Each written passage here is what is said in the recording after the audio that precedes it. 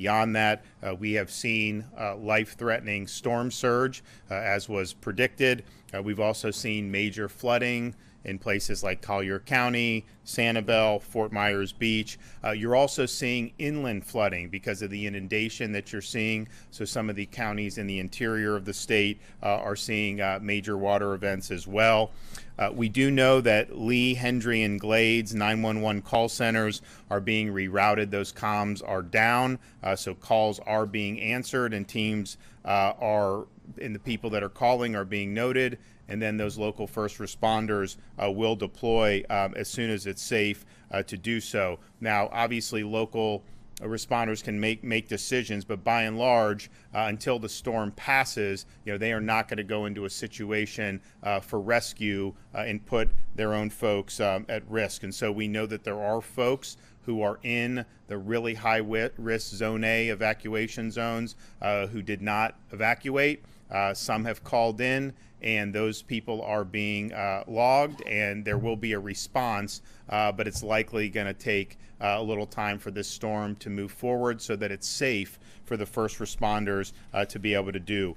We are getting reports, but it's going to take a little bit more time to know exactly in terms of structural damage, but we are getting some reports of structural damage in both Lee and Charlotte counties, but I would say overwhelmingly, it's been that surge that has been the biggest issue, and the flooding that has resulted as a result of that. In some areas, we think it's hit 12 feet. Now, it is our meteorologists' view that the storm surge has likely peaked and will likely be less in the coming hours than it has been up to this point. But we know that this has been a big storm, and it's done a lot of damage as it is. It is going to continue to move through the state of Florida. You're going to see hurricane force winds in places in central Florida, perhaps. It's clearly a very strong tropical storm all the way until it exits the Florida Peninsula in the Atlantic Ocean. There are, as much as we're focused on Southwest Florida, very important, obviously, when you have a storm of this nature. I think at landfall, it's going to be behind only the Labor Day hurricane, Hurricane Andrew, and Hurricane Michael in terms of intensity. I think we're going to end up seeing that. It may end up being a Category 5, but at a minimum, it's going to be a very strong Category 4 that's going to rank as one of the top 5 hurricanes to ever hit the Florida Peninsula. So that damage is ongoing. It's very, very important. But the fact is, there's going to be damage throughout the whole state, and people in other parts of the state, be prepared for some impacts. And you are seeing counties in different parts of the state issue evacuation orders.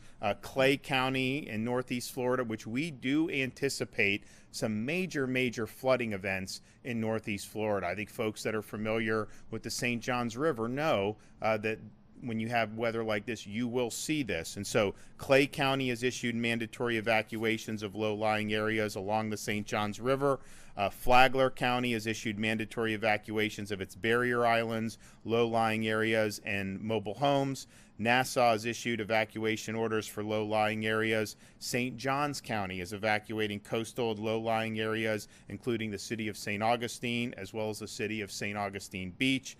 Putnam County has recommended evacuation for low-lying areas and areas that have a history of flooding, and Sumter County is advising evacuations of mobile homes. And so those are places that are hundreds and hundreds of miles away from the initial impact in Southwest Florida, and yet they are having to evacuate folks that are living in vulnerable areas.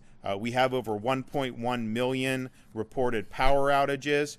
Now, there are crews that are still working outside of Southwest Florida, but just understand that number is going to grow. You're going to see more power outages as this storm moves through the center part of our state and before it exits into the Atlantic coast. There are 100 portable cell phone towers ready to be deployed into Southwest Florida once it is safe to enter, and should that be needed. We want to make sure people are staying out of the way of emergency crews and out of floodwaters and away from all downed power lines. As soon as emergency crews can get in, they are going to get in. As soon as it's safe to go and clear the roadways, Florida Department of Transportation is going to go in and clear those roadways. These are all on standby. They are ready to go. They understand the importance of a really, really quick response. As I mentioned earlier today, we have now officially sent the letter with the request to the Biden administration for a major disaster declaration for all 67 counties, requesting the federal government do 100% reimbursement up front for 60 days to ensure that we can quickly move forward into this response and recovery phase. And I know sometimes they wait till different damage assessments are made, but in this situation, you got a massive Category 4 storm that you compare Charlie to this. This is way, way, way bigger than Charlie. It was as strong as Charlie coming in, but Charlie was much smaller. So this is a big one, and I think we all know there's going to be major, major impacts. We are, not only are there 42,000 linemen, they are positioned all across the state of Florida. As soon as it's safe to go, those personnel are going to go in to resume power, and that's something that's very, very important. In terms of rescue efforts, obviously there's robust efforts in each of these counties. I mean, some of these are major counties in our state, like Lee County, Collier County. They've got great response teams. The state of Florida, we are providing a lot of support that's staged and ready to go.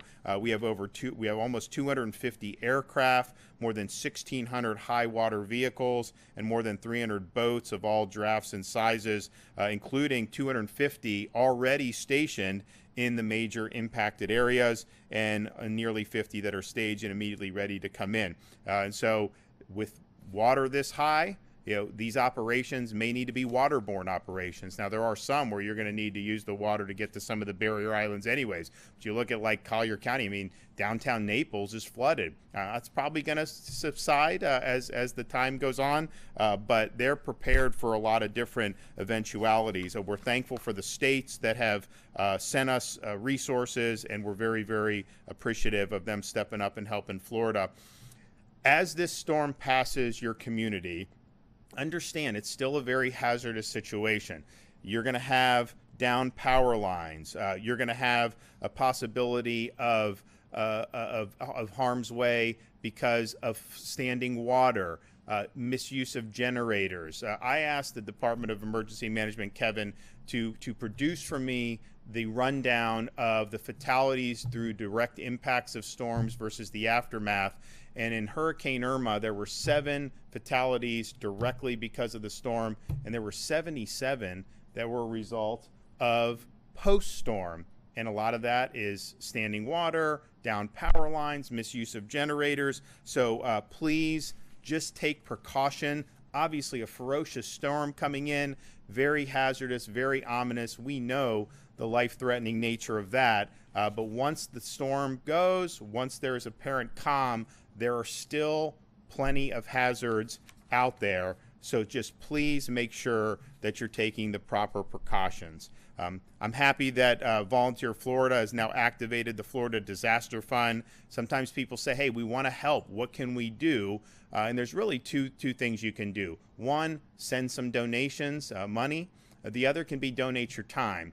What's not helpful is sending items and sending things to us. We have a lot of stuff pre-positioned. If there's a need for other stuff, Kevin and his team will work. FEMA, all these other groups can work to provide that. But if you provide money to some volunteer organizations and charity groups, they can make a big impact in people's lives. And if you're willing to volunteer your time, there's going to be ways you can be put to work, because there's going to be a lot of people that are going to need help on the back end of this thing. So if you want to contribute, you can go to floridadisasterfund.org or text disaster to 20222.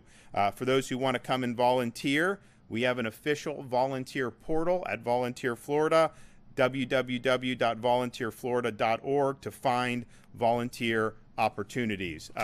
This storm is doing a number on the state of Florida. It is going to continue to move through this state today and through much of tomorrow. And there's going to continue to be a number of adverse effects. I can tell you that as soon as it moves beyond Southwest Florida, you're going to see a massive surge of personnel and supplies to be able to help those who are in need, get people back on their feet, and help to rebuild those communities. Kevin? Yes, sir. Thank you, Governor.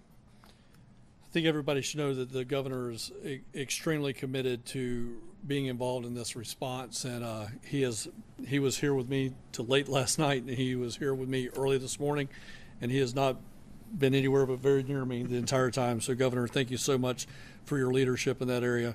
I mean, it means a lot to me, and it means a lot to the leadership. As the governor said, Hurricane Ian has made landfall this afternoon as a Category 4. Winds of 155 miles an hour. I'm not going to read all the statistics that the governor's mentioned, but I'll bring a couple of new ones here. 1,100 resource requests have been we've received 1,100 resource requests. We have fulfilled 900 of those. Again, the difference of the 200 is stuff that we just cannot get out on the road right now. We're working as quickly as possible to address those needs. We have well over 200 shelters open. We have 42,000 restoration personnel. We literally have, with first responders across the state and additional ones coming in, there's well over 10,000 responders statewide ready to do stuff. As the storm makes its way across Florida, I remind Floridians to stay indoors if you're in the path of the storm. If you're sheltering in place in the path of the storm and you still have power and Wi-Fi, please visit floridadisaster.org/info to fill out our shelter-in-place survey. We've had a lot of people answer that and give us that information. That helps us provide critical information to first responders about the demographics of your household so that they can aid your family as soon as possible. Please keep in mind that first responders may not be able to immediately enter impacted areas to assist you due to the safety hazards. I will say we are planning a 3-prong response to handle that specific issue. We have personnel staged to come in via ground, via vehicles. We have personnel staged to come in via air with aerial deployed search and rescue assets. And then we also have the Coast Guard and the Florida Fish and Wildlife Commission ready to come in by sea for those barrier islands and beachfront properties. So we will have a response mechanism that involves all 3 of those arms. Shelter in place survey, again, I just reiterated, is floridadisaster.org/info. If you need immediate assistance, please dial 911. That site is not a replacement for 911. If it is calm outside, you may be in the eye of the storm. As the eye of the storm continues to move inland, is getting ready to enter areas such as Hendry County, Glades County, do not go outside if all of a sudden the wind stops. In this situation, that means you're in the eye of the hurricane. Seek shelter immediately, get into an interior room, and protect yourself. Do not walk or drive through flooded areas. Floodwaters can stall your car and sweep you and your car away in the blink of an eye. We received reports of isolated tornadoes across east central Florida. If you're in a tornado warning, again, seek an interior room free of windows, get low, and put something over the top of your head to protect yourself. If a tornado warning, self-deployments. We do not want individuals self-deploying out on their own. That is very, very dangerous. Leave that to the professionals that are trained in how to do that. Do not take your personal boat out in these situations. We do not want to have to respond to yet another problem. The governor mentioned there are more deaths as a result of indirect situations than the actual direct situation of storm surge wind at the beginning of a storm. So please, what we want you to do more than anything else is stay safe. Please be careful out there. Again, Governor, thank you. Do we have the Cajun Navy? They're on the way, right? There are reports that they are on the way. So I think the Cajun Navy is on the way, and okay, there we go. I mean, look, we really welcome. I mean, those are some really battle-hardened folks, and so Florida welcomes their support, and honestly, particularly Louisiana, because they've dealt with so much, and so the governor's been great. And look, we've got a long way to go before this storm exit the state, and there's going to be a lot of need to get into these communities, particularly in Southwest Florida, and offer the immediate assistance. But I do think the three-pronged strategy, we're going in by ground, air, and by sea, means that all hands are on deck, and there's going to be people that are going to be in harm's way. And what I've said is the folks were told in these areas of the hazards. They were given time to be able to make arrangements and to leave. Some chose not to do that. They would have probably been better off doing that. Nevertheless, if people are in harm's way, we're going to go and do whatever we can to help those folks. And so that is those operations are going to commence as soon as it's safe to do so. Certainly, I would say, no later than first thing in the morning.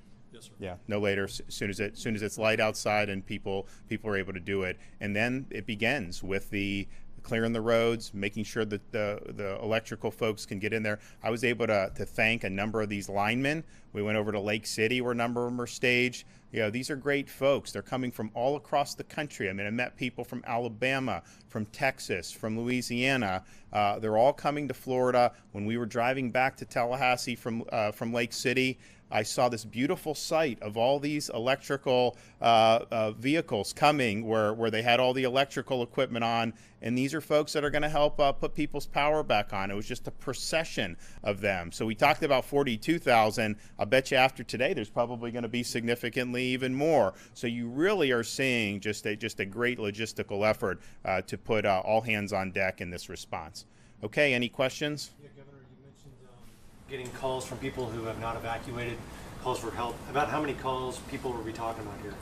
Kevin, you want to take that? So right now, I don't want to give you a solid number because it'd be a guess. I know earlier today we had the initial report was 21, and then we, because of the 911 issues in that Southwest Florida area, we had one small rural county that was answering calls for the larger county saying that they had hundreds of calls. So I can't really quantify that right now, but just go off the words that the emergency management directors at the local level told me. Sorry. Yes. Have you spoken to the president at all about getting that 100% coverage? I mean, has he? I know there's a lot of folks out there who are pushing for Florida to get that 100% coverage, but I know. So when we spoke yesterday, I mean, he said, all hands on deck, that he wants to be helpful. And he said, ask whatever you need, ask us. He was inviting us to request support. And so that we think that this is probably the best thing that we can get at this juncture, given what we're dealing with. And so hopefully we'll get a favorable response on that. Yeah. Mr. Guthrie mentioned this earlier, but this is obviously a big flooding event, and a lot of these places might not have flood insurance. Do you have a sense of, how exposed a lot of these people are who don't have coverage from flood insurance? Not yet, but I think the issue is significant in the sense that these are not people that necessarily live in a quote flood zone. They live and they're asked, the realtor says, you're not in a flood zone. Well, they're not going to get the flood insurance. And I totally understand why people don't do that.